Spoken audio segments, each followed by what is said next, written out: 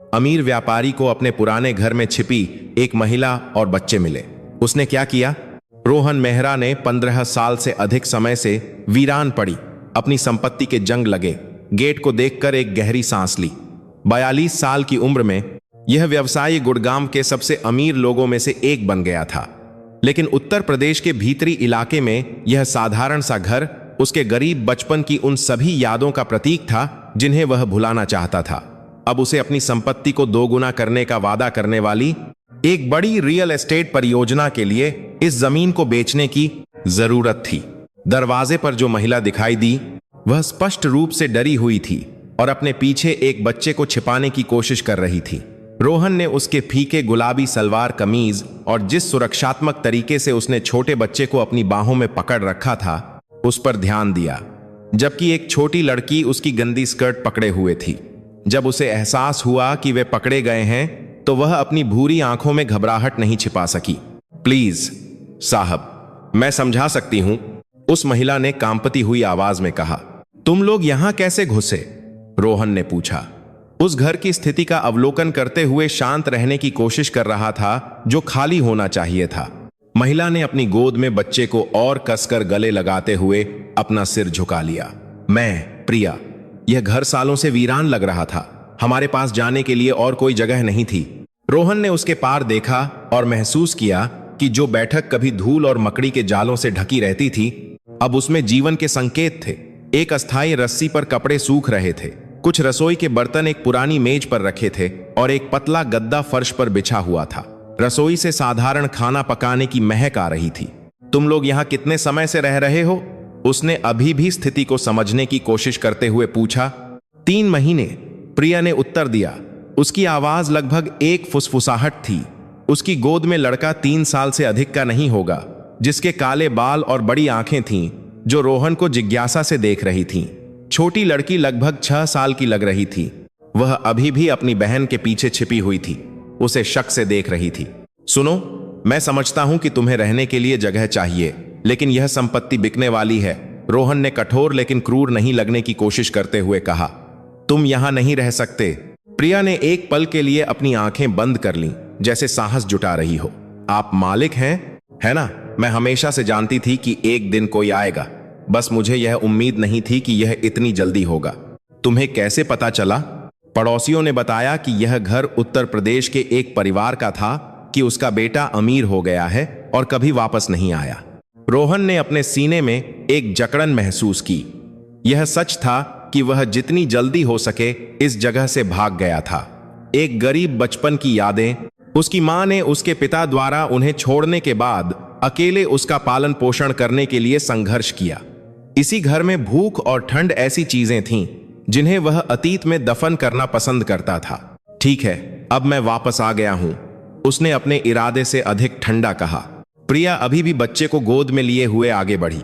साहब, मुझे पता है कि हमारा कोई अधिकार नहीं है, लेकिन क्या आप हमें 1 सप्ताह का समय दे सकते हैं?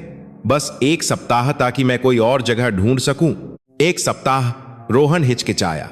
वह सौदा पक्का करने की जल्दी में था, लेकिन उस महिला के हताश दृढ़ संकल्प में कुछ ऐसा था जिसने उसे रोक दिया। प्लीज, मैं वादा करती हूं कि हम बिना कोई परेशानी पैदा किए चले जाएंगे, बस। उसकी आवाज टूट गई। बस अब मेरे पास उन्हें ले जाने के लिए कोई जगह नहीं है। रोहन ने दोनों बच्चों को देखा। लड़का प्रिया की बाहों में आराम कर रहा था और अब उसे जिज्ञासा से देख रहा था, जबकि छोटी लड़की शर्मीली बनी रही। वे साधारण और फटे हुए कपड़ों के बावजूद अच्छी तरह से देखभाल किए हुए लग रहे थे। वे तुम्हारे बच्चे हैं, वे मेरे छोटे भाई बहन हैं, प्रिया ने अपनी आवाज में गर्व और दुख के मिश्रण के साथ उत्तर दिया। मैं उनकी देखभाल कर रही हूं जब से हमारे माता पिता, जब से हम अकेले हैं। रोहन ने अपने पेट में कुछ हलचल महसूस की।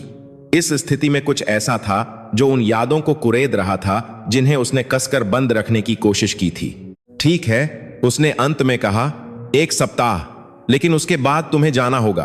प्रिया के चेहरे पर राहत तुरंत दिखाई दे रही थी और दिल को छू लेने वाली थी। धन्यवाद साहब, बहुत बहुत धन्यवाद, आप पछताएंगे नहीं। रोहन, मेरा नाम रोहन मेहरा है। धन्यवाद श्री रोहन।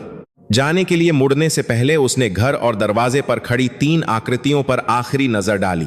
अपनी कार में वापस चलते समय वह प्रिया की उस छवि को अपने दिमाग से नहीं निकाल सका, जो उन बच्चों को ऐसे पकड़े हुए थी जैसे वे दुनिया की सबसे कीमती चीज हों। गुड़गांव वापस जाते समय रोहन ने अपने वकील को फोन किया। श्री सलीम, मुझे 1 सप्ताह के लिए कानपुर में संपत्ति की बिक्री स्थगित करने की आवश्यकता है। कोई समस्या है? रोहन, खरीदार सौदा पक्का करने के लिए अधीर है। बस कुछ मामले हैं जिन्हें मुझे पहले सुलझाना है। 1 सप्ताह से कोई फर्क नहीं पड़ेगा। लेकिन ऐसा कहते हुए भी रोहन जानता था कि वह खुद से झूठ बोल रहा है। उस दोपहर कुछ बदल गया था और वह ठीक से परिभाषित नहीं कर पा रहा था कि क्या। 2 दिन बाद रोहन बिना किसी विशेष कारण के खुद को कानपुर वापस गाड़ी चलाते हुए पाता है। उसने खुद से कहा कि उसे यह जांचने की जरूरत है कि क्या परिवार समझौते का पालन कर रहा है, लेकिन अपने दिल की गहराई में वह जानता था कि कुछ और है। घर उस पर एक अजीब सा आकर्षण डाल रहा था, जैसे कोई चुंबक उसे उस अतीत की ओर खींच रहा हो जिससे वह बहुत बचता था। जब वह पहुंचा तो उसने प्रिया को आंगन में एक अस्थाई कपड़े की रस्सी पर कपड़े सुखाते हुए पाया। उसने वही गुलाबी सलवार कमीज पहन रखी थी, लेकिन अब वह साफ और इस्त्री की हुई लग रही थी। बच्चे पास में बेकार की चीजों से बने खिलौनों से खेल रहे थे, टिन के डिब्बे से बनी कारें और हाथ से सिली हुई दिखने वाली कपड़े की गुड़िया। श्री रोहन, प्रिया ने स्पष्ट रूप से आश्चर्यचकित होकर कहा। क्या हुआ? नहीं, मैं बस यह देखने आया था कि सब कुछ कैसा चल रहा है। वास्तव में वह यह समझना चाहता था कि उस महिला ने उस पुराने घर को एक गर्मजोशी भरे घर में कैसे बदल दिया था। सीमित संसाधनों के बावजूद सब कुछ व्यवस्थित और साफ था। गमलों के रूप में इस्तेमाल किए गए पुराने डिब्बे में जंगली फूल थे और खिड़कियां खुली थीं, जिससे सूरज की रोशनी अंदर आ रही थी। अंदर आना चाहेंगे? मैंने अभी कॉफी बनाई है, प्रिया ने पेशकश की। रोहन हिचकिचाया, लेकिन अंत में स्वीकार कर लिया। अंदर घर पहचानने योग्य नहीं था। प्रिया ने गोदाम में पड़े पुराने फर्नीचर की मरम्मत की थी, खिड़कियों पर कपड़े के टुकड़ों से पर्दे लगाए थे और यहां तक कि लड़की के लिए एक छोटा सा अध्ययन कोना भी बनाया था, जहां एक लकड़ी की मेज पर किताबें रखी थीं। तुम्हें ये किताबें कहां से मिली? रोहन ने कुछ शीर्षकों को पहचानते हुए पूछा। अटारी में एक संदूक में थे, प्रिया ने एक टूटे हुए कप में कॉफी डालते हुए जवाब दिया। यह तब से होना चाहिए जब कोई यहां रहता था। सिमरन को पढ़ना बहुत पसंद है, इसीलिए मैंने सोचा कि कोई बुराई नहीं है।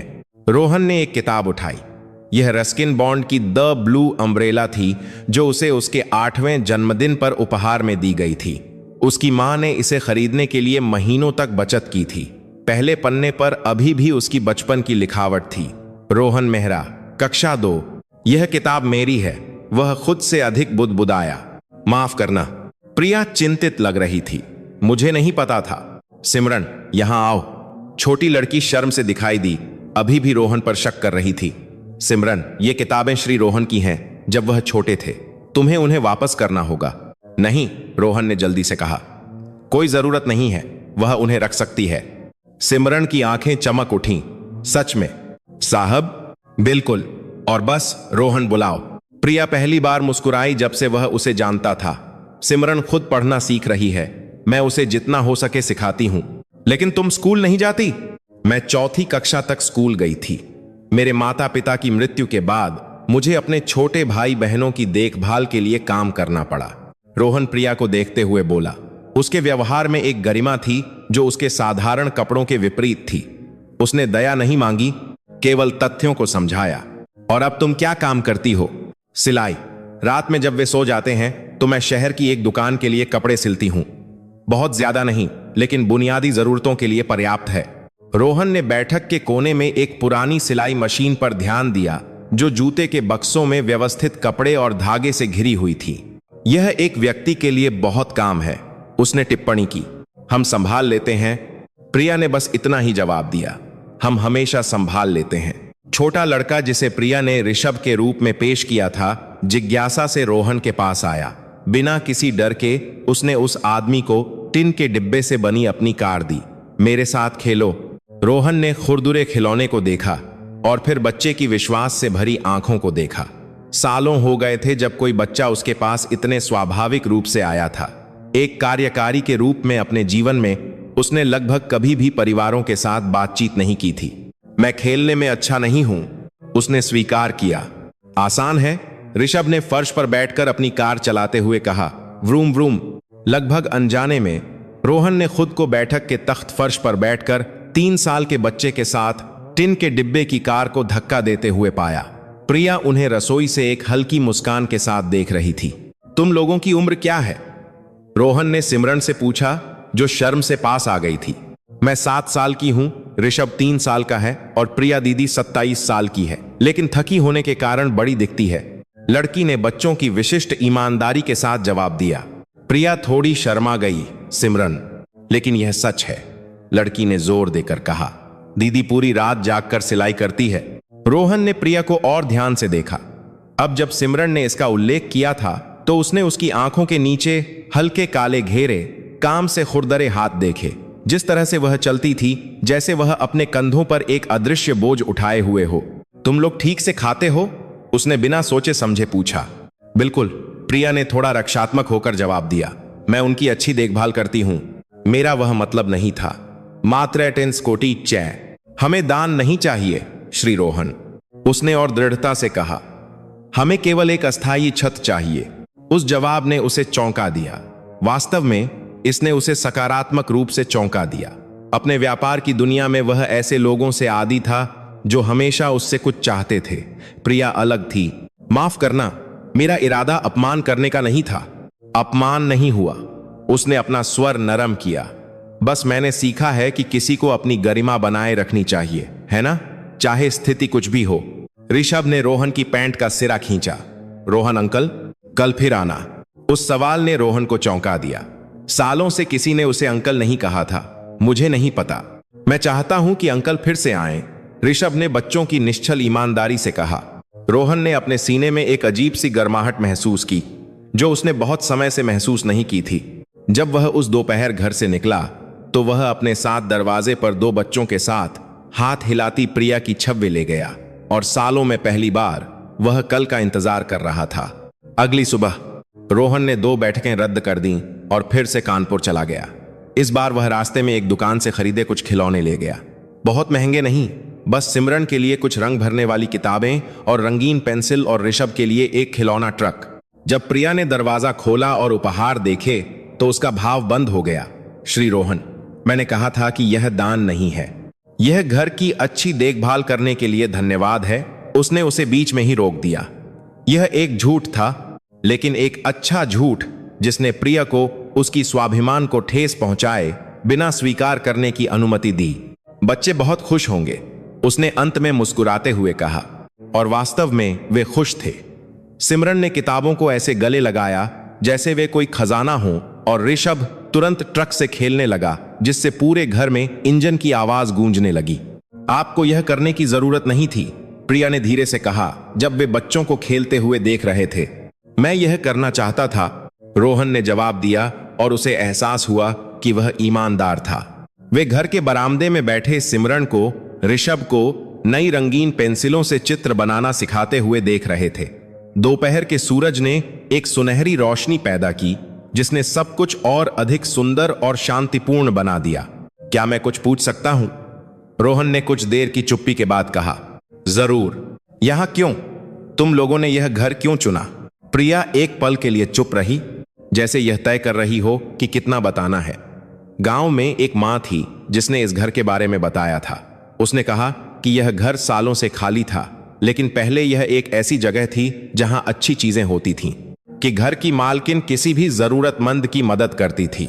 रोहन ने अपने सीने में एक जकड़न महसूस की। उसकी मां वास्तव में ऐसा करती थी, थोड़े से में भी। वह हमेशा उन लोगों के साथ साझा करती थी जिन्हें अधिक आवश्यकता होती थी। उस मां ने कहा कि शायद यहां किसी भी संकट में फंसे व्यक्ति के लिए एक सुरक्षित जगह होगी। प्रिया ने आगे कहा, और मुझे सुरक्षा की सख्त जरूरत थी। किससे सुरक्षा? प्रिया बच्चों को खेलते हुए देखते हुए हिचकिचाई। मेरे परिवार से।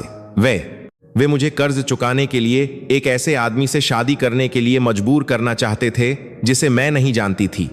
जब मैंने मना कर दिया और कहा कि मैं बच्चों को अपने साथ ले जाऊंगी, तो उन्होंने कहा कि बेहतर होगा कि मैं पूरी तरह से गायब हो जाऊं। यह बताते हुए उसकी आवाज में ठंडक ने रोहन को चौंका दिया। तो तुम भाग गए? हाँ, उनके साथ। वे अब मेरे एकमात्र परिवार हैं। और वह आदमी जिससे तुम शादी करने वाली थी, क्या वह तुम्हें ढूंढ रहा है? मुझे नहीं पता। उम्मीद है नहीं। उम्मीद है कि उसने अपनी समस्या को हल करने के लिए किसी और को ढूंढ लिया होगा। रोहन ने प्रिया को देखा, जो बच्चों को देख रही थी। उसकी निगाहों में कुछ भयंकर और सुरक्षात्मक था, जैसे कोई मां अपने बच्चों का बचाव कर रही हो। तुम्हें सब कुछ छोड़ने का पछतावा नहीं है? किस बात का पछतावा? उसने उसे सीधे देखा। 2 निर्दोष बच्चों की रक्षा करना, एक वस्तु की तरह बेचे जाने से इनकार करना, कभी नहीं। उसकी आवाज में दृढ़ विश्वास ने रोहन को प्रभावित किया।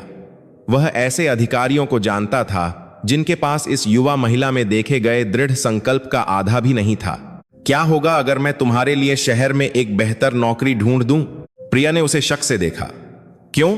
आप मुझे जानते भी नहीं हैं। क्योंकि रोहन सही शब्द खोजने की कोशिश करते हुए रुक गया। क्योंकि मुझे लगता है कि मेरी मां भी यही करती।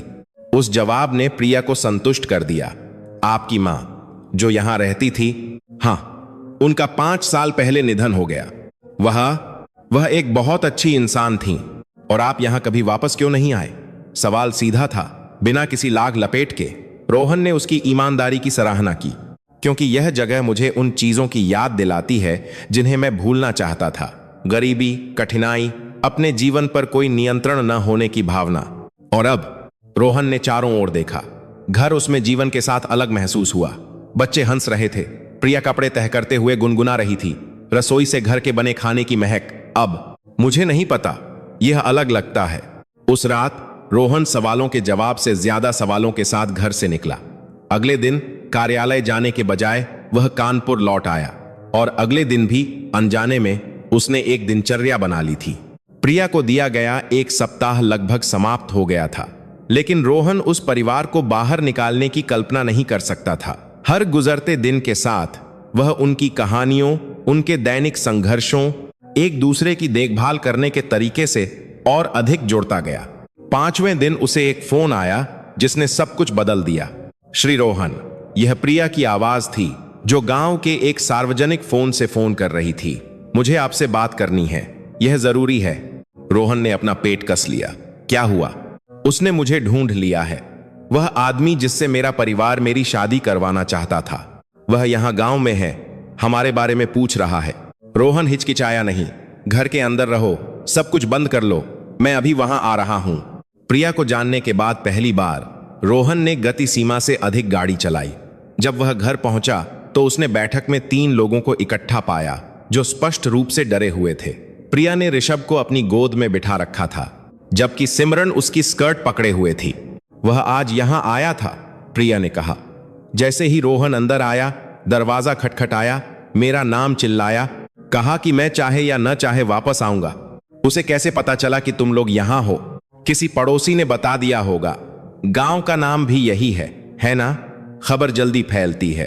रोहन ने सालों से महसूस नहीं किया हुआ गुस्सा महसूस किया। यह विचार कि कोई इस परिवार को धमकी दे रहा है ने एक आदिम वृत्ति को जगाया, जिसे वह नहीं जानता था कि उसके पास है। क्या वह अभी भी शहर में है? लगता तो है। उसने कहा कि वह मेरे बड़े भाइयों के साथ वापस आएगा, कि उन्होंने उसे हमें ले जाने के लिए कहा है। तुम्हारे भाई? मेरे बड़े सगे भाई। वे इस शादी का समर्थन कर रहे हैं क्योंकि उन्हें पैसे मिलेंगे। रोहन ने अपनी मुट्ठी भींच ली। एक परिवार अपनी ही बहन को कैसे बेच सकता है? ठीक है, वह तुम्हें कुछ भी करने के लिए मजबूर नहीं कर सकता। तुम वयस्क हो, तुम्हें चुनने का अधिकार है। आप नहीं समझते, प्रिया ने अपनी आंखों में आंसू के साथ कहा। मेरे गांव में, मेरे समुदाय में जब परिवार कुछ तय करता है तो बहुत कुछ नहीं किया जा सकता, खासकर एक महिला के रूप में। तो तुम क्या करना चाहती हो? मुझे नहीं पता। अगर हम यहां से चले जाते हैं तो हमारे पास जाने के लिए कोई जगह नहीं है। अगर हम यहीं रहते हैं तो वह जोर जबरदस्ती करता रहेगा और मुझे डर है कि वह बच्चों के साथ क्या कर सकता है। रोहन ने ऋषभ और सिमरन को देखा, जो पूरी तरह से समझ नहीं पा रहे थे कि क्या हो रहा है, लेकिन हवा में डर महसूस कर रहे थे। तुम लोग यहीं रहोगे? उसने एक निर्णय लेते हुए कहा। मैं इसे सुलझा लूंगा। कैसे? मुझ पर छोड़ दो। प्रिया ने उसकी आंखों में देखा और निश्चित रूप से कुछ ऐसा देखा जिसने उसे शांत कर दिया, क्योंकि उसने सिर हिलाया। धन्यवाद। रोहन ने उस रात घर पर सोफे पर सोते हुए यह सुनिश्चित करने के लिए बिताया कि परिवार सुरक्षित है। अगली सुबह उसने अपने वकील से गंभीरता से बात की। श्री सलीम, मुझे यह समझाने की जरूरत है कि जबरन शादी की स्थिति में एक महिला के क्या अधिकार हैं। जबरन शादी, रोहन, यह एक अपराध है। कानून गारंटी देता है। मुझे पता है कि यह एक अपराध है, लेकिन यह बताएं कि हम किसी ऐसे व्यक्ति की रक्षा कैसे करते हैं जिस पर उसके अपने परिवार द्वारा दबाव डाला जा रहा है। वकील से बातचीत के बाद रोहन प्रिया को धमकाने वाले आदमी को खोजने के लिए कानपुर शहर गया। उसे ढूंढना मुश्किल नहीं था। एक छोटे से शहर में अजनबी ध्यान आकर्षित करते हैं। रहमत लगभग 50 साल का एक आदमी था, छोटा और मोटा ताजा, जिसकी अभिव्यक्ति किसी ऐसे व्यक्ति की थी जो डरा धमकाकर कुछ भी हासिल करने का आदी था। रोहन ने उसे शहर के मुख्य कॉफी शॉप में पाया, जो प्रिया पर अपने अधिकार के बारे में जोर जोर से बात कर रहा था। आप रहमत? रोहन ने मेज के पास पहुंचते हुए पूछा। कौन जानना चाहता है? मेरा नाम रोहन मेहरा है। मुझे आपसे प्रिया के बारे में बात करनी है। रहमत की आंखें दिलचस्पी से चमक उठीं। ओह, तो आप जानते हैं कि वह कहां है? अच्छा है, मुझे वहां ले चलो, मैं उसे लेने जा रहा हूं। बैठो, रोहन ने एक ऐसे लहजे में कहा जो कोई इनकार स्वीकार नहीं करता था। रोहन के रवैये में, उसके कपड़े पहनने और बात करने के तरीके में कुछ ऐसा था जिसने रहमत को सहज रूप से आज्ञाकारी बना दिया। मैं जो कहने जा रहा हूं उसे ध्यान से सुनो, रोहन ने आगे कहा। प्रिया तुमसे शादी नहीं करेगी, वह नहीं चाहती, और भारत में जबरन शादी एक अपराध है। अगर तुम उसका पीछा करते रहे तो मैं पुलिस को बुला लूंगा। पुलिस? रहमत कड़वाहट से हंसा। मैं कहूंगा कि मैं अपनी होने वाली पत्नी की तलाश कर रहा हूं, कि उसके परिवार ने मुझसे पैसे उधार लिए हैं। मैं कहूंगा कि आप एक महिला और 2 बच्चों को धमकी दे रहे हैं। यह जेल में जा सकता है, और आप इस मामले में दखल देने वाले कौन हैं? रोहन ने अपनी जेब से एक कार्ड निकाला और उसे मेज पर रख दिया। यह उसका नाम कार्ड था, जिसमें कंपनी का नाम और उसके सभी शीर्षक थे। रहमत ने कार्ड पढ़ा और उसका भाव पूरी तरह बदल गया। ओह, आप मेहरा ग्रुप ऑफ कंपनीज के मालिक हैं? अन्य व्यवसायों के बीच रोहन का नाम पूरे क्षेत्र में जाना जाता था। रहमत ने निगला। माफ करना श्री रोहन, मुझे नहीं पता था कि आप इसमें शामिल हैं। रोहन को पाठ की वह 2 सकता था। खैर, अब आप जानते हैं, प्रिया मेरी सुरक्षा में है। अगर आप या आपके परिवार का कोई भी सदस्य फिर से उसके पास आता है तो आपको मुझसे निपटना होगा, समझे? रहमत ने जल्दी से सिर हिलाया। लेकिन उस पैसे का क्या जो उसके परिवार ने मुझसे उधार लिया था? कितना? 50 लाख रुपए। रोहन ने अपनी जेब से एक चेक बुक निकाली और तुरंत एक चेक लिखा। यह रहा। अब तुम्हारा प्रिया से कोई संबंध नहीं है, सत्तुमत्ता राशन का रट्टा हो, लेकिन यहां हस्ताक्षर करो। रोहन ने मेज पर एक कागज रखा। यह उसके वकील द्वारा तैयार किया गया एक दस्तावेज था, जिसमें कहा गया था कि रहमत प्रिया पर सभी दावों को छोड़ देता है। हस्ताक्षर करो और चले जाओ, कभी वापस मत आना। रहमत ने बिना बहस किए हस्ताक्षर कर दिए। जब रोहन घर लौटा और प्रिया को बताया कि क्या हुआ तो वह रो पड़ी। दुख से नहीं, बल्कि राहत से। मैं इसके लिए आपको कैसे धन्यवाद दे सकती हूं? उसने सिसकियों के बीच पूछा। तुम्हें धन्यवाद देने की जरूरत नहीं है। जब तक तुम चाहो तब तक यहीं रहो। प्रिय दर्शकों, यदि आपको यह कहानी पसंद आई है तो लाइक करना न भूलें, और सबसे महत्वपूर्ण बात यह है कि इस चैनल को सब्सक्राइब करें। यह हम जैसे नए लोगों की बहुत मदद करता है। अब हम आगे बढ़ते हैं। अगले दिन अलग थे। रहमत के खतरे के बिना प्रिया इस तरह से तनाव मुक्त हो गई जैसा रोहन ने पहले कभी नहीं देखा था। वह और अधिक मुस्कुराती, बच्चों के साथ खेलती, खाना बनाते समय गाती। घर एक वास्तविक घर में बदल गया। रोहन ने खुद को हर दिन दौरा करते हुए पाया। सुबह गुड़गांव में कार्यालय जाने से पहले वह परिवार के साथ नाश्ते के लिए घर पर रुकता। शाम को जब वह घर लौटता तो वह रात के खाने के लिए फिर से रुकता। अनजाने में उसकी दिनचर्या पूरी तरह बदल गई थी। आपका अपना कोई परिवार नहीं है? प्रिया ने एक दोपहर पूछा जब वे बच्चों को आंगन में खेलते हुए देख रहे थे। नहीं, मैंने कभी शादी नहीं की। कभी सही व्यक्ति नहीं मिला। क्यों नहीं? रोहन ने जवाब के बारे में सोचा। मुझे लगता है कि मैं हमेशा सोचता था कि प्यार एक विलासिता है, कि मुझे पहले एक वित्तीय जीवन बनाना होगा, फिर रिश्तों के बारे में सोचना होगा। और अब मुझे एहसास है कि शायद मैं अपनी पूरी जिंदगी गलत सोचता रहा। प्रिया मुस्कुराई। जीवन ऐसा ही है ना? हम एक चीज की योजना बनाते हैं और वह कुछ और होने पर जोर देता है। सही। वे चुप हो गए। ऋषभ को एक पुरानी जुर्राब से बनी गेंद से सिमरन को फुटबॉल खेलना सिखाते हुए देख रहे थे। क्या मैं कुछ पूछ सकता हूं? रोहन ने कहा। जरूर। क्या तुम उन सब के बाद किसी के साथ संबंध बनाने से नहीं डरती जो तुम्हारे साथ हुआ है? प्रिया ने सवाल पर विचार किया। मैं गलत व्यक्ति पर भरोसा करने से डरती हूं, लेकिन मैं खुद प्यार से नहीं डरती। मेरा मानना है कि प्यार ही इस जीवन में वास्तव में एकमात्र मूल्यवान चीज है, तब भी जब यह दुख देता है, खासकर जब यह दुख देता है, क्योंकि जब यह दुख देता है तो इसका मतलब है कि यह वास्तविक है। प्रिया की सरल बुद्धिमत्ता रोहन को आश्चर्यचकित करती रही। उसकी कॉर्पोरेट दुनिया में लोग सरल चीजों के बारे में जटिल रूप से बात करते थे, प्रिया इसके विपरीत करती थी। उस रात रोहन को एहसास हुआ कि वह प्यार में पड़ गया है। कोई नाटकीय या सिनेमाई क्षण नहीं, बस जब प्रिया को बच्चों को सुलाते हुए देख रहा था, अपनी कोमल आवाज में लोरी गा रही थी, उसने समझा कि उसका जीवन हमेशा के लिए बदल गया है। अगले हफ्ते रोहन ने एक ऐसा फैसला लिया जिसने उसे जानने वाले सभी को चौंका दिया। उसने घर की बिक्री रद्द कर दी। रोहन, तुम पागल हो गए हो? उसके सहयोगी एको ने एक बैठक में कहा। यह 50 करोड़ रुपए का सौदा है। मुझे पता है कि इसकी कीमत कितनी है, तो तुम पीछे क्यों हट रहे हो? क्योंकि मैंने इसे न बेचने का फैसला किया है। लेकिन तुमने कहा था कि वह घर केवल बुरी यादें लाता है। यादें बदल गई हैं। ईको ने उसे ऐसे देखा जैसे उसने अपना दिमाग खो दिया हो। इसका उस परिवार से कुछ लेना देना है जो वहां रहता है ना? रोहन ने जवाब नहीं दिया, लेकिन उसका भाव ही जवाब देने के लिए काफी था। रोहन, भगवान के लिए यह मत कहना कि तुम एक ऐसी महिला के साथ भावनात्मक रूप से शामिल हो गए हो जिसे तुम ठीक से जानते भी नहीं हो। मैं उसे अपने जीवन में किसी से भी बेहतर जानता हूं। उन 2 हफ्तों में यह हास्यास्पद है। शायद यह हास्यास्पद है, लेकिन मुझे ऐसा ही लगता है। उस दोपहर रोहन अपना फैसला प्रिया को बताने के लिए घर गया। मैंने बिक्री रद्द कर दी, उसने सीधे कहा। प्रिया जो मशीन पर सिलाई कर रही थी, उसने अपना काम रोक दिया। क्या? यह घर मैं इसे अब और नहीं बेचूंगा। लेकिन क्यों? रोहन ने एक गहरी सांस ली। क्योंकि मैंने पाया कि यह जगह अभी भी एक घर हो सकती है, जैसा कि यह तब था जब मेरी मां यहां रहती थी। प्रिया उसे काफी देर तक चुपचाप देखती रही। और इसका हमारे लिए क्या मतलब है?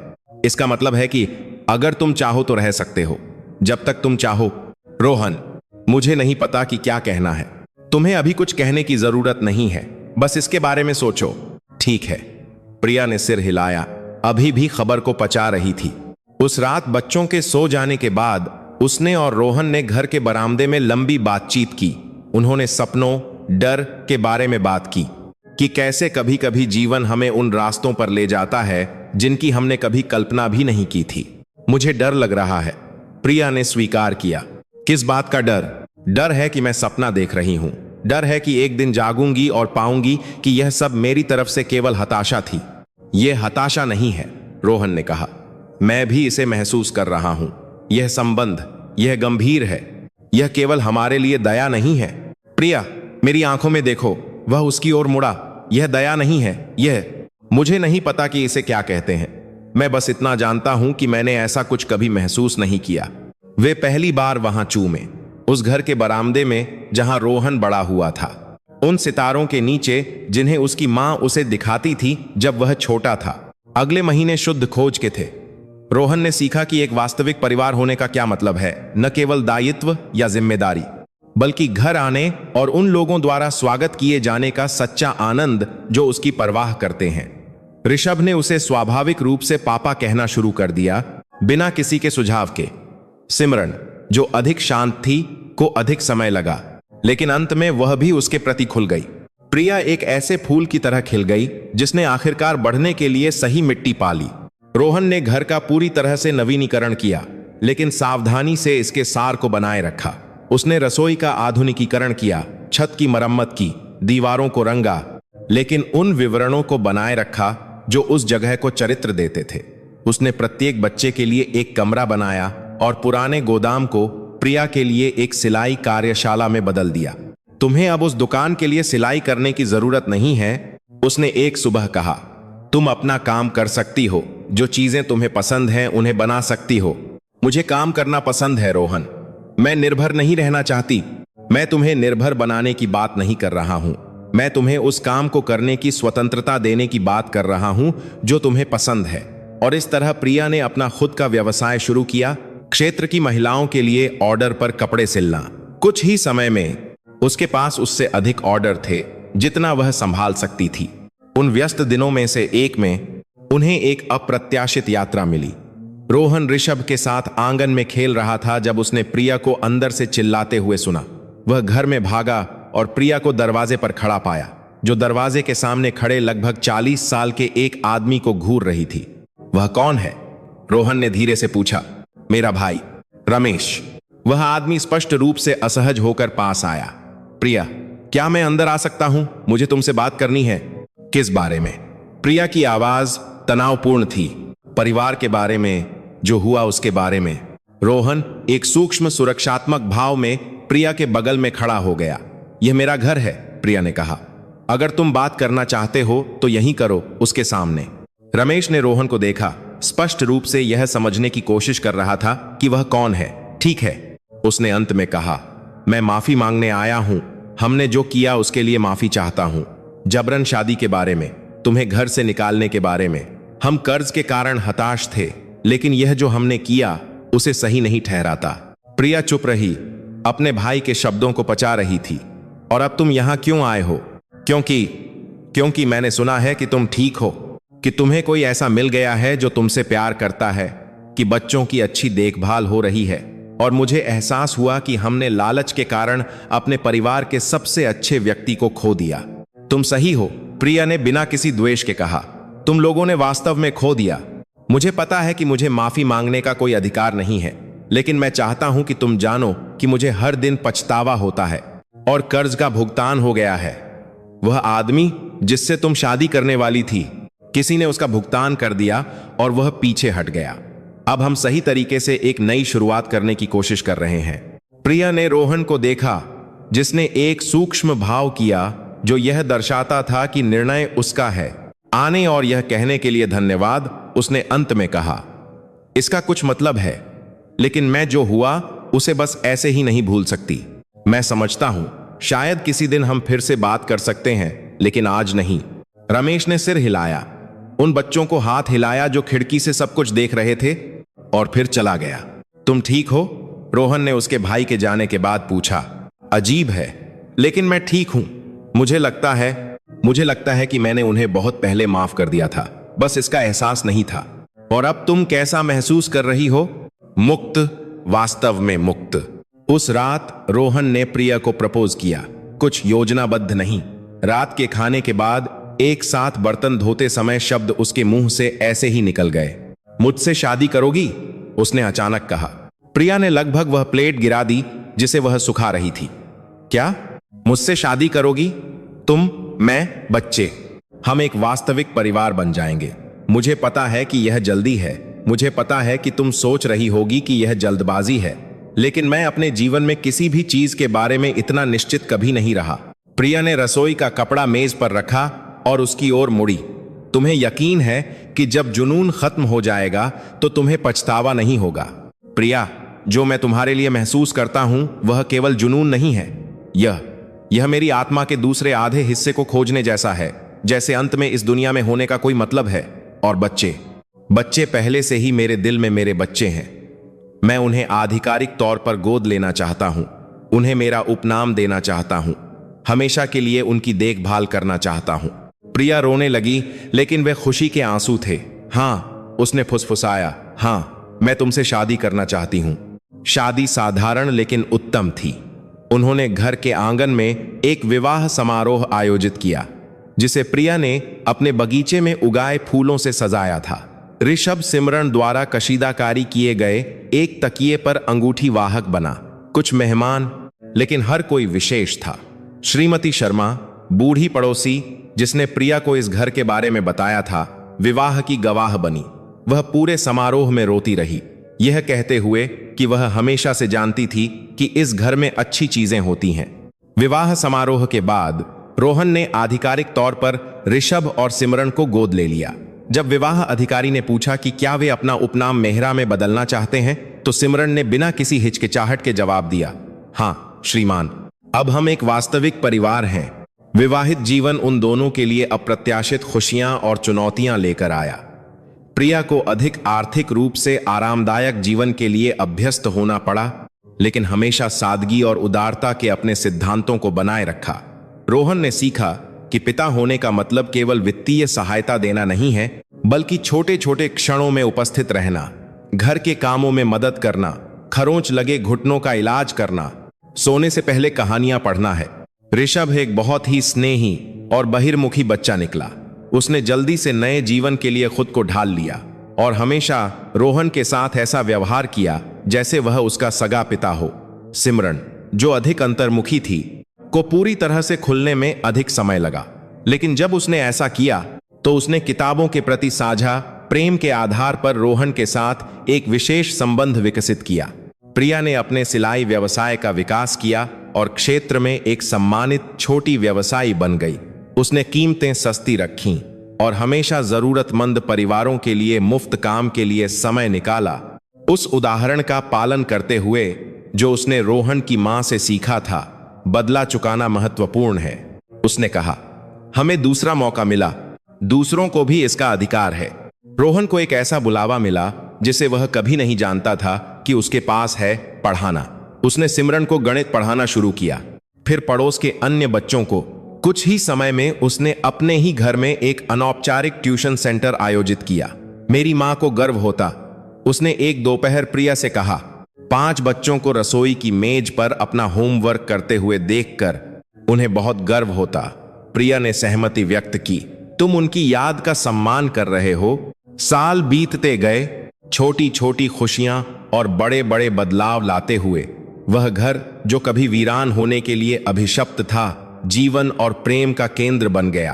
पड़ोसी अक्सर सलाह लेने, चीनी उधार लेने या बस बरामदे में बातचीत करने आते। ऋषभ एक जिम्मेदार और मेहनती बच्चा बन गया जो हमेशा दूसरों की मदद करने के लिए तैयार रहता। सिमरन ने पढ़ने के प्रति एक ऐसा प्रेम विकसित किया जिससे उसे एक शिक्षक बनने का सपना देखने को मिला। प्रिया क्षेत्र में सबसे अधिक मांग वाली दर्जियों में से एक बन गई, लेकिन उसने कभी भी उस सादगी को नहीं खोया जो उसकी विशेषता थी। रोहन ने पाया कि सच्चा धन उसके बैंक खाते में नहीं, बल्कि घर में गूंजती हंसी में, पारिवारिक रात्रिभोज में, उन रातों में था जब वह प्रिया को गले लगाकर सो जाता था, गलियारे में बच्चों के कदमों को सुनते हुए। एक रविवार की दोपहर, शादी के 5 साल बाद, रोहन कार्यालय में दस्तावेजों को व्यवस्थित कर रहा था जब उसे एक पत्र मिला जो प्रिया ने उनकी पहली शादी की सालगिरह पर लिखा था, लेकिन कभी नहीं दिया। रोहन, कभी कभी मैं सुबह जल्दी उठती हूं और तुम्हें सोते हुए देखती हूं। यह समझने की कोशिश करती हूं कि जीवन मुझे यहां कैसे ले आया। कैसे एक महिला जो अपने ही परिवार से भाग गई थी, हताश और निराश, ने एक वीरान दिखने वाले घर में सच्चा प्यार पाया। तुमने हमारी जिंदगी को उन तरीकों से बदल दिया जिनकी मैंने कभी कल्पना भी नहीं की थी। न केवल हमें वित्तीय सुरक्षा देकर, बल्कि हमें कुछ बहुत अधिक मूल्यवान देकर, अपनेपन की भावना, बिना शर्त प्यार किया जाना। ऋषभ ने कल पूछा, क्या मुझे याद है कि तुम्हारे आने से पहले चीजें कैसी थीं? मैंने कहा, हाँ मुझे याद है, लेकिन यह एक और जीवन जैसा लगता है, जैसे हम अलग लोग थे। हमारी स्थिति से परे देखने के लिए धन्यवाद। जब तुम जा सकते थे तब रहने का विकल्प चुनने के लिए धन्यवाद। एक जर्जर घर को प्यार से भरे घर में बदलने के लिए धन्यवाद। मैं तुमसे इतना प्यार करती हूं जितना शब्दों में बयां नहीं किया जा सकता। प्रिया। रोहन ने पत्र को 3 बार पढ़ा, भावुक होकर। जब प्रिया उस दोपहर काम से घर लौटी तो वह हाथ में पत्र लिए बरामदे में इंतजार कर रहा था। तुम्हें यह मिल गया, उसने मुस्कुराते हुए कहा। तुमने यह कभी क्यों नहीं दिया? क्योंकि मुझे लगा कि मैं बहुत भावुक हूं। तुम पहले से ही जानते हो कि मैं कैसा महसूस करती हूं। मैं इस तरह से नहीं जानता था। इन शब्दों के साथ, यह बहुत सुंदर है। हर शब्द अभी भी सच है। वे बरामदे में गले लगे रहे, उस संपत्ति पर सूर्यास्त को देखते हुए जो एक घर से कहीं अधिक हो गई थी। यह इस बात का प्रतीक बन गया था कि दूसरे मौके वास्तव में मौजूद हैं।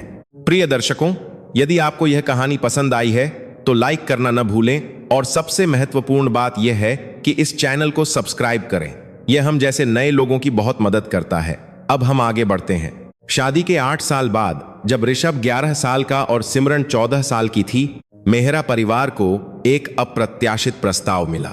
एक स्थानीय टेलीविजन निर्माता ने उनकी कहानी के बारे में सुना और दूसरे मौकों और गैर पारंपरिक परिवारों के बारे में एक वृत्त चित्र बनाना चाहता था। मुझे यकीन नहीं है कि यह एक अच्छा विचार है, प्रिया ने रात के खाने पर कहा जब रोहन ने प्रस्ताव के बारे में बताया।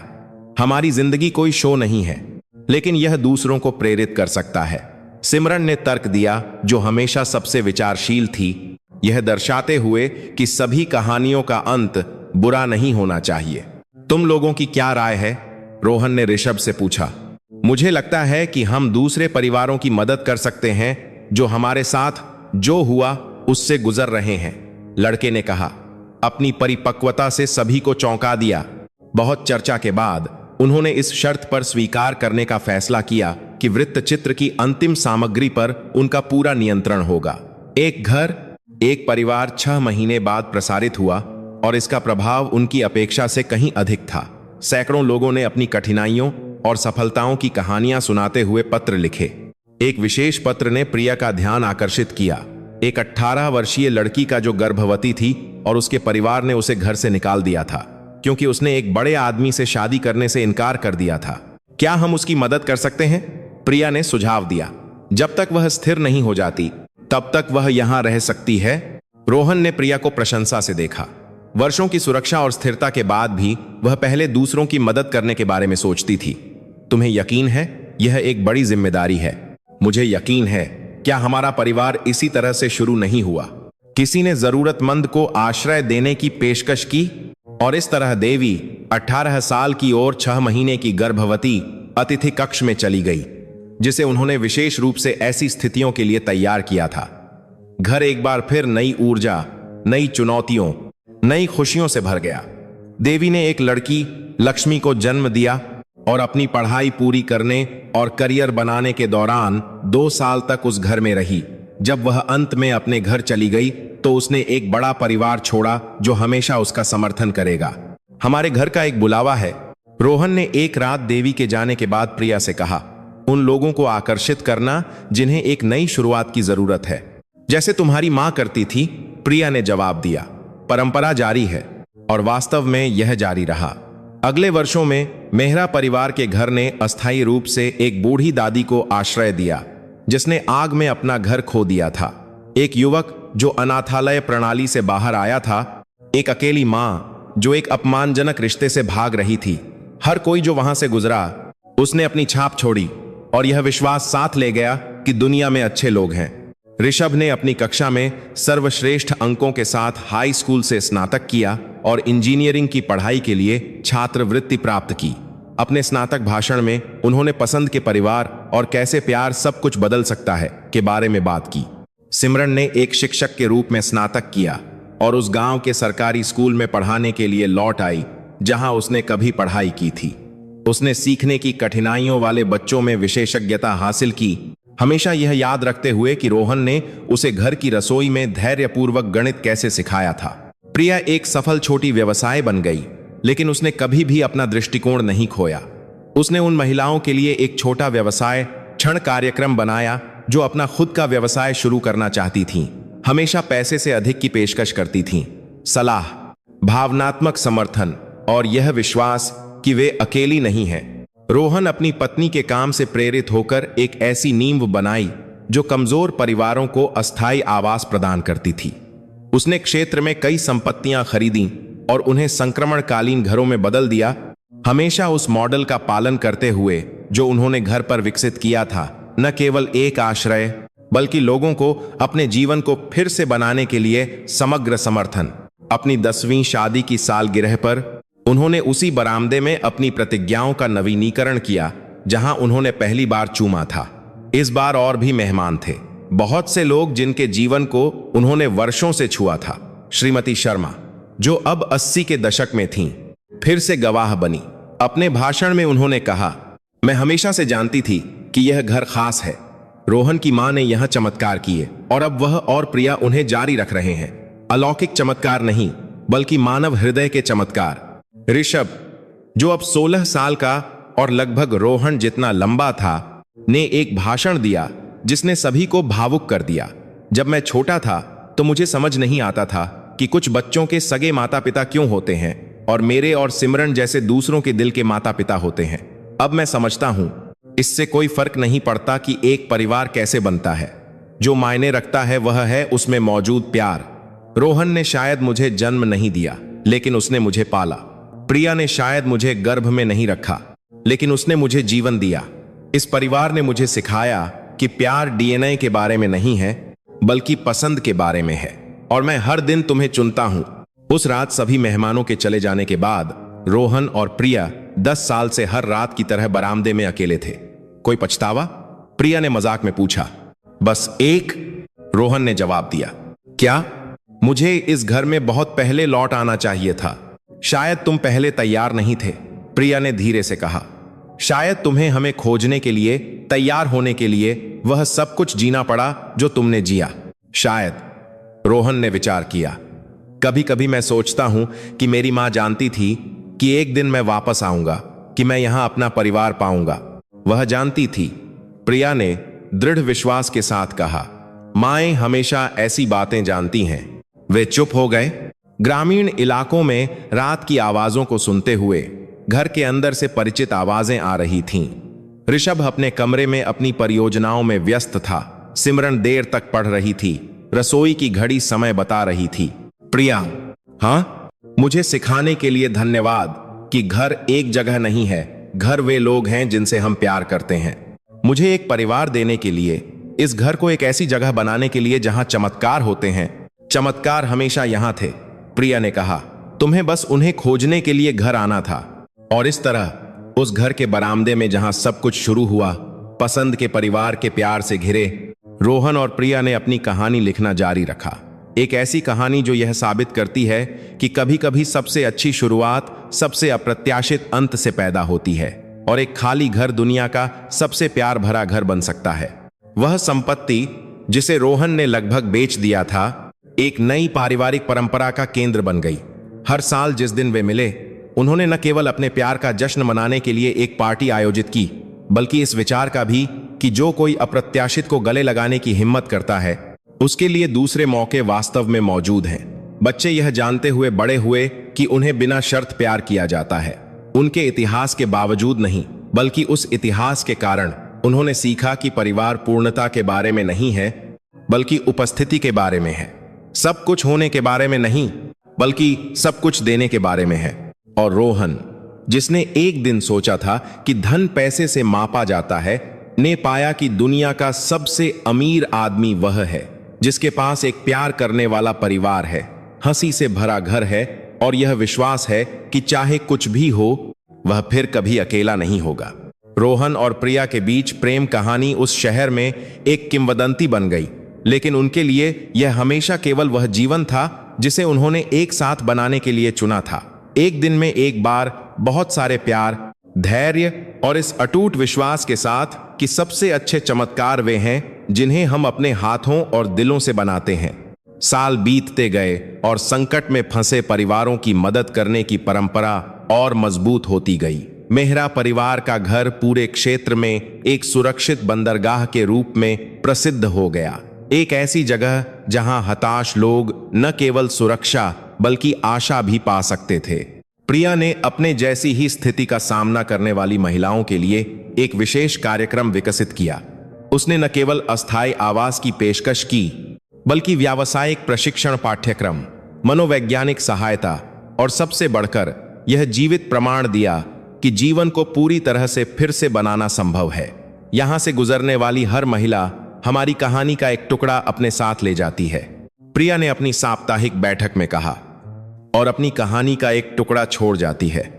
इस तरह हम एक दूसरे का समर्थन करने वाली मजबूत महिलाओं का एक नेटवर्क बनाते हैं। रोहन ने अपनी तरफ से युवा लोगों के साथ अपने काम का विस्तार किया। उसने अनाथालय प्रणाली से बाहर आने वाले या असामंजस्यपूर्ण परिवारों से आने वाले युवाओं के लिए एक व्यावसायिक सलाह कार्यक्रम बनाया। उसने सिखाया कि सफलता केवल पैसे से नहीं, बल्कि दूसरों के जीवन पर सकारात्मक प्रभाव से मापी जाती है। ऋषभ ने एक इंजीनियर के रूप में स्नातक किया और अपने पिता की कंपनी में काम करने के लिए लौट आया, लेकिन एक विशेष मिशन के साथ, किफायती आवास परियोजनाओं को विकसित करना जो परिवार द्वारा बनाए गए संक्रमणकालीन घर के मॉडल का पालन करते थे। उसकी पहली परियोजना एक आवास परिसर थी जिसमें एक सामुदायिक स्थान, एक सामूहिक उद्यान और एक व्यावसायिक प्रशिक्षण केंद्र शामिल था। मैं चाहता हूं कि यहां रहने वाले हर परिवार को वही अवसर मिले जो हमें मिला, उसने अपनी परियोजना की प्रस्तुति में कहा। एक ऐसी जगह जो केवल एक आश्रय नहीं है बल्कि एक बेहतर जीवन के लिए एक शुरुआती बिंदु है। सिमरन एक मान्यता प्राप्त शिक्षक बन गई जो समावेशी शिक्षा शास्त्र में विशेषज्ञता रखती थी। उसने पारिवारिक आघात का अनुभव करने वाले बच्चों के लिए विशेष शिक्षण विधियां विकसित कीं, हमेशा अपने स्वयं के अनुभव को याद करते हुए किताबों में पलायन और विकास पाया। अपनी 15वीं शादी की सालगिरह पर रोहन और प्रिया का उत्सव अलग था। एक अंतरंग पार्टी के बजाय उन्होंने उन सभी परिवारों के साथ एक बड़ी सभा आयोजित की जिनकी उन्होंने वर्षों से मदद की थी। देवी, पहली युवा महिला जिसे उन्होंने आश्रय दिया था, अब एक नर्स थी और अपनी बेटी लक्ष्मी, एक 13 वर्षीय मेधावी लड़की को साथ लाई थी। श्रीमती शर्मा, बूढ़ी दादी जिसने आग में अपना घर खो दिया था, पड़ोस के कई बच्चों की दत्तक दादी बन गई थी। जोको, युवक जो अनाथालय प्रणाली से बाहर आया था, अब जोखिम में किशोरों के लिए एक सामाजिक संस्था का नेतृत्व कर रहा था। देखो हमने मिलकर क्या हासिल किया है, प्रिया ने आंगन में भरे उन लोगों को देखकर भावुक होकर कहा जिनके जीवन उस घर के माध्यम से जुड़े हुए थे।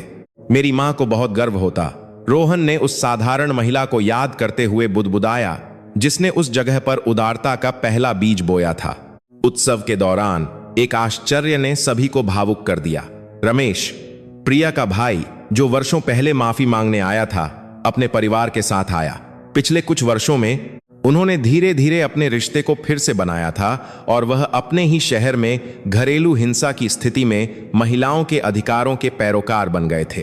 प्रिया ने मुझे सिखाया कि माफ करने का मतलब भूलना नहीं है, इसका मतलब है कि अतीत को भविष्य को परिभाषित न करने देना, उसने अपने संक्षिप्त भाषण में कहा। उसने मुझे भी अपने तरीके से बचाया। प्रिया ने अपने भाई को भावुक होकर गले लगाया। एक स्वस्थ रिश्ते तक पहुंचने में वर्षों लग गए, लेकिन रोहन से सीखी गई दृढ़ता और बिना शर्त प्यार ने इसे संभव बना दिया। जब रात हुई और मेहमान चले गए तो परिवार हमेशा की तरह बरामदे में इकट्ठा हुआ। ऋषभ और सिमरन, जो अब वयस्क थे लेकिन अभी भी घर पर रहते हुए अपना करियर बना रहे थे, अपने माता पिता के साथ दिन के बारे में बातचीत करने की रात की रस्म के लिए शामिल हुए। क्या मैं एक ऐसा सवाल पूछ सकती हूं जो मैं हमेशा से पूछना चाहती थी? सिमरन ने कहा। जरूर, रोहन ने जवाब दिया। क्या पापा को सच में नहीं पता था कि वह पहले दिन से ही मां से प्यार करने लगे थे? क्योंकि हमारे लिए यह बहुत स्पष्ट था। रोहन और प्रिया ने एक दूसरे को देखा और हंसे। इतना स्पष्ट? रोहन ने पूछा। पापा, आप हर दिन कमजोर बहानों के साथ यहां आते थे, ऋषभ ने कहा। मैं घर की जांच करना चाहता हूं। मैं देखना चाहता हूं कि तुम लोग ठीक हो। मैं कुछ सामान लाया हूं। कोई भी उन कहानियों पर विश्वास नहीं करता था और मां बहुत घबरा जाती थी जब उसे पता चलता था कि पापा आने वाले हैं। सिमरन ने आगे कहा। 3 बार कपड़े बदलना, बाल कंघी करना, बातचीत का अभ्यास करना। मैंने ऐसा नहीं किया, प्रिया ने शर्माते हुए विरोध किया। हाँ, मां ने किया, दोनों बच्चों ने एक साथ हंसते हुए कहा। ठीक है, शायद थोड़ा सा, प्रिया ने स्वीकार किया। लेकिन यह पहली नजर का प्यार था, कम से कम मेरी तरफ से। मेरी तरफ से भी, रोहन ने कहा। मुझे बस यह स्वीकार करने में समय लगा कि मैं क्या महसूस कर रहा था। और हम? ऋषभ ने पूछा। आपने कब फैसला किया कि आप हमेशा के लिए हमारे माता पिता बनना चाहते हैं? रोहन ने सवाल के बारे में सोचा। पहले दिन से, उसने अंत में कहा। जब से मैंने तुम लोगों को आंगन में उन अस्थायी खिलौनों से खेलते हुए देखा, तुम लोगों ने मेरा दिल चुरा लिया था। बस मुझे इसका एहसास नहीं था। मेरे लिए यह तब था जब ऋषभ ने पहली बार पापा कहा। प्रिया ने कहा। मैंने उस समय पापा का चेहरा देखा और मुझे पता था कि पापा हम तीनों से एक साथ प्यार करने लगे थे। यह सच है, रोहन ने स्वीकार किया। उस दिन मुझे एहसास हुआ कि मैं तुम लोगों के बिना नहीं जीना चाहता। वे एक पल के लिए चुप हो गए। प्रत्येक उस खोज और परिवर्तन के समय की यादों में खो गया। क्या आप लोगों को किसी बात का पछतावा है? सिमरन ने पूछा। सगे परिवार से भागने का पछतावा? प्रिया ने जवाब दिया। कभी नहीं, यह मेरे जीवन का सबसे अच्छा निर्णय था। और पापा, क्या आपको घर की बिक्री रद्द करने का पछतावा है? सिमरन, उस बिक्री को रद्द करना मेरे जीवन का सबसे समझदारी भरा निर्णय था। यह घर, यह परिवार, तुम लोग मेरी सबसे बड़ी संपत्ति हो। और अगर यह सब कभी नहीं हुआ होता, ऋषभ ने आगे कहा, जो हमेशा परिवार का दार्शनिक था, अगर आप लोग कभी नहीं मिले होते। प्रिया और रोहन ने एक दूसरे को देखा। मैं शायद एक अमीर और अकेला आदमी होता, रोहन ने कहा, जिसके पास पैसे से खरीदी जा सकने वाली हर चीज होती, लेकिन वास्तव में महत्वपूर्ण कुछ भी नहीं होता। और मैं एक बहादुर महिला होती जो अकेले 2 बच्चों का पालन पोषण कर रही होती। प्रिया ने कहा, हम बच जाते, लेकिन हम इस पूरी खुशी को कभी नहीं जान पाते। तो यह भाग्य था? सिमरन ने पूछा। मुझे नहीं पता कि यह भाग्य था, प्रिया ने जवाब दिया। मुझे लगता है कि यह सही निर्णयों की एक श्रृंखला थी। मैंने भागते समय साहस चुना, रोहन ने हमें रहने देकर करुणा चुनी, हम दोनों ने डर चुनने के बजाय प्यार चुना, और तुम लोगों ने अविश्वास चुनने के बजाय विश्वास चुना। रोहन ने ऋषभ और सिमरन को देखते हुए जोड़ा। तुम लोगों ने अपने जीवन में एक अजनबी को स्वीकार किया। पापा हमारे लिए कभी अजनबी नहीं थे, ऋषभ ने कहा। पहले दिन से ही हमें लगा कि पापा इसी जगह के हैं। बरामदे पर वह बातचीत परिवार की सबसे कीमती यादों में से एक बन गई। वर्षों बाद जब ऋषभ और सिमरन के अपने बच्चे होंगे, तो वे यह कहानी अपने बच्चों को सुनाएंगे, यह समझाते हुए कि कभी कभी सबसे अच्छा परिवार वह होता है जिसे हम चुनते हैं, न कि वह जिसमें हम पैदा होते हैं। वह घर जरूरतमंद लोगों के लिए एक आश्रय स्थल बना रहा। जैसे जैसे रोहन और प्रिया बूढ़े होते गए, ऋषभ और सिमरन ने धीरे धीरे परंपरा को जारी रखने की जिम्मेदारी संभाली। उन्होंने एक पेशेवर संरचना के साथ एक आधिकारिक नींव बनाई, लेकिन हमेशा व्यक्तिगत और प्रेमपूर्ण सार को बनाए रखा, जो उनके माता पिता के काम की विशेषता थी। प्रिया 50 साल की उम्र में कमजोर महिलाओं के साथ काम करने में एक क्षेत्रीय संदर्भ बन गई। रोहन 65 साल की उम्र में अभी भी अपनी कंपनी का नेतृत्व कर रहा था, लेकिन अपना अधिकांश समय सामाजिक कार्यों और युवा उद्यमियों को सलाह देने के लिए समर्पित कर दिया। अपनी 20वीं शादी की सालगिरह पर उन्होंने एक विशेष यात्रा की। वे उस शहर में लौटे जहां प्रिया का जन्म हुआ था, अतीत के साथ शांति बनाने के लिए नहीं, बल्कि उन अन्य महिलाओं की मदद करने के लिए जो उसके जैसी ही स्थिति का सामना कर रही थीं। अजीब है यहां होना, प्रिया ने अपने बचपन की सड़कों पर चलते हुए कहा। एक और जीवन जैसा लगता है। यह एक और जीवन था, रोहन ने जवाब दिया। तुम उस महिला से बिल्कुल अलग इंसान हो जो 20 साल पहले यहां से भागी थी। हम सब अलग लोग हैं। उन्होंने उस घर का दौरा किया जहां प्रिया का पालन पोषण हुआ था, और उस परिवार से मिले जो अब वहां रहता था। यह 3 बच्चों वाली एक युवा अकेली मां थी जो अनौपचारिक काम से गुजारा करने के लिए संघर्ष कर रही थी। क्या मैं मदद कर सकती हूं? प्रिया ने अपना परिचय देते हुए पेशकश की। इसके बाद हुई बातचीत ने उस परिवार का जीवन बदल दिया।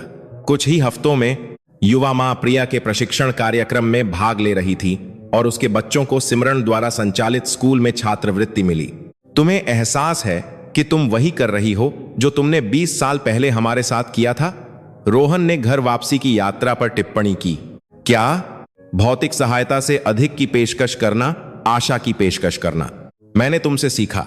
प्रिया मुस्कुराई। तुमने मुझे सिखाया कि लोगों की मदद करना पैसे देना नहीं है, बल्कि उन पर विश्वास करना है। वास्तव में तुमने मुझे वह सिखाया। जब वे घर लौटे तो उन्हें एक आश्चर्य मिला। ऋषभ ने उन सभी परिवारों के साथ एक आश्चर्यचकित पार्टी का आयोजन किया था जिनकी उन्होंने वर्षों से मदद की थी। आंगन को उन तस्वीरों से सजाया गया था जो 2 दशकों के प्यार और एकजुटता का दस्तावेजीकरण करती थीं। हम यह दिखाना चाहते थे कि आप लोगों ने इतने सारे लोगों के जीवन पर क्या प्रभाव डाला है, ऋषभ ने समझाया। मुझे नहीं पता कि आप लोगों को एहसास है कि आपने कितने जीवन को छुआ है। यह प्रभावशाली था। उस पार्टी में 100 से अधिक लोग थे, जिनमें से प्रत्येक की सफलता की कहानी किसी न किसी तरह से उस घर और परिवार से जुड़ी हुई थी। बड़े हो चुके बच्चे, स्नातक हुए युवा, अपने जीवन को फिर से बनाने वाली महिलाएं, स्थिरता पाने वाले परिवार। यह वह सच्ची विरासत है जिसे आप लोगों ने बनाया है, सिमरन ने अपने भाषण में कहा। घर या कंपनी नहीं, यह बदले हुए जीवन है, साकार हुए सपने हैं, भविष्य हैं जो मौजूद हैं क्योंकि आप लोगों ने उन पर तब विश्वास किया जब उन्हें इसकी सबसे ज्यादा जरूरत थी। प्रिया अपने आंसू नहीं रोक सकी। हमने केवल वही किया जो कोई भी करता, उसने कहा। नहीं मां, सिमरन ने धीरे से उत्तर दिया। आप लोगों ने वह किया जो हर किसी को करना चाहिए, लेकिन बहुत कम लोग करते हैं। आप लोगों ने अजनबियों के लिए अपना दिल और घर खोला। आप लोगों ने दूसरों को खुशी का मौका देने के लिए अपनी खुशी को दांव पर लगा दिया। उस रात सभी के जाने के बाद रोहन और प्रिया महीनों में पहली बार बरामदे में अकेले थे। पार्टी सुंदर थी, लेकिन वे हमेशा एक साथ चुप्पी के क्षणों को संजोते थे।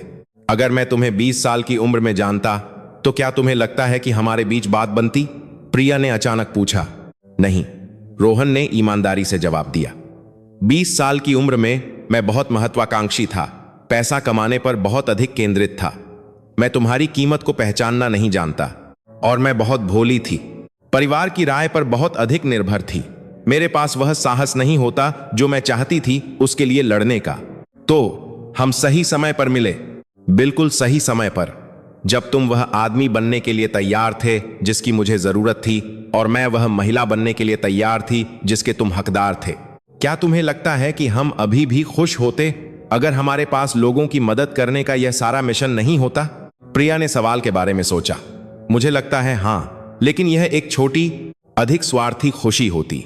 जो हमारे जीवन को अर्थ देता है वह यह पता लगाना है कि सच्चा प्यार वह है जो उमड़ता है, जो केवल एक घर में समाहित नहीं हो सकता। मेरी मां हमेशा एक वाक्य कहती थी जो अब मैं वास्तव में समझता हूं, रोहन ने कहा। साझा की गई खुशी दोगुनी खुशी होती है। तुम्हारी मां बुद्धिमान थी, वह वास्तव में बुद्धिमान थी, और उसने उदारता के बीज बोने के लिए सही जगह चुनी।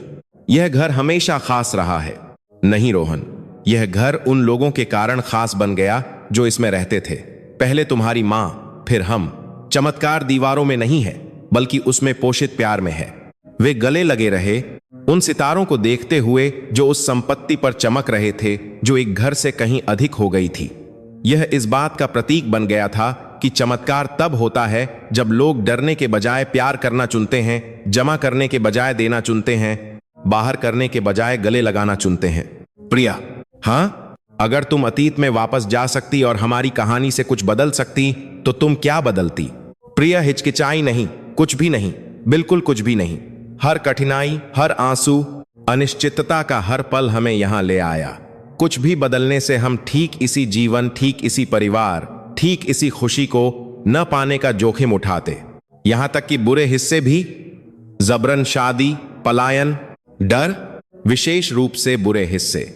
उन्होंने ही मुझे अच्छे हिस्सों की सराहना करना सिखाया। उन्होंने ही मुझे तुम्हारे साथ इस जीवन का निर्माण करने के लिए पर्याप्त मजबूत बनाया। रोहन ने प्रिया के माथे पर धीरे से चूमा। मैं तुमसे प्यार करता हूं, मैं भी तुमसे प्यार करती हूं, और मैं उस जीवन से प्यार करती हूं जिसे हमने एक साथ बनाया है। और इस तरह उस घर के बरामदे में जहां सब कुछ शुरू हुआ, दो दिल जो तब मिले जब उन्हें सबसे ज्यादा जरूरत थी, अपनी प्रेम कहानी लिखते रहे। एक ऐसी कहानी जो यह साबित करती है कि चाहे शुरुआत कितनी भी कठिन क्यों न हो, जब प्यार, साहस और मानवीय उदारता की परिवर्तनकारी शक्ति में विश्वास हो तो एक सुखद अंत बनाना हमेशा संभव होता है। रात गहरी हो गई, लेकिन वे वहीं रहे, गले लगे, अपने जीवन और कहानियों से भरे घर की परिचित आवाजों को सुनते हुए। अंदर वे ऋषभ को अपनी परियोजनाओं पर काम करते हुए सुन सकते थे। सिमरन कल के लिए पाठ तैयार कर रही थी, और रसोई की घड़ी की कोमल टिक टिक उद्देश्य और प्यार से जिए गए जीवन के कीमती क्षणों को चिह्नित कर रही थी। उस पल रोहन को पूर्ण विश्वास के साथ पता था कि वह दुनिया का सबसे अमीर आदमी है, अपने बैंक खाते के कारण नहीं, बल्कि उस सच्ची विरासत के कारण जिसे उसने बनाया था। एक एकजुट परिवार, प्यार से भरा घर, और यह विश्वास कि उसके जीवन ने दुनिया में एक अंतर बनाया है। और प्रिया ने उस आदमी को देखा जिसने उसके हताश पलायन को प्यार और उद्देश्य की यात्रा में बदल दिया था, यह जानते हुए कि उसने सभी सही निर्णय लिए थे। हर साहसी पसंद, विश्वास का हर क्षण, विश्वास का हर कार्य उसे ठीक वहीं ले आया था जहां उसे होना चाहिए था। अपने सच्चे प्यार की बाहों में उस परिवार से घिरा हुआ जिसे उसने एक ऐसे घर में बनाने के लिए चुना था जहां चमत्कार हर दिन बिना शर्त प्यार करने के सरल कार्य के माध्यम से होते थे। कहानी का अंत। अब इस कहानी के बारे में अपनी राय बताएं और आप इसे कहां से देख रहे हैं। यदि आप हमारे साथ कुछ साझा करना चाहते हैं तो इसे सच्चे शब्दों के साथ टिप्पणी अनुभाग में छोड़ दें। आपके अनुसार क्या रोहन और प्रिया ने सही निर्णय लिया? हमें आपकी राय पढ़ने में खुशी होगी। आपके साथ के लिए बहुत बहुत धन्यवाद। लाइक करना ना भूलें और सबसे महत्वपूर्ण बात यह है कि इस चैनल को सब्सक्राइब करें ताकि आप अन्य रोचक कहानियों से न चूकें।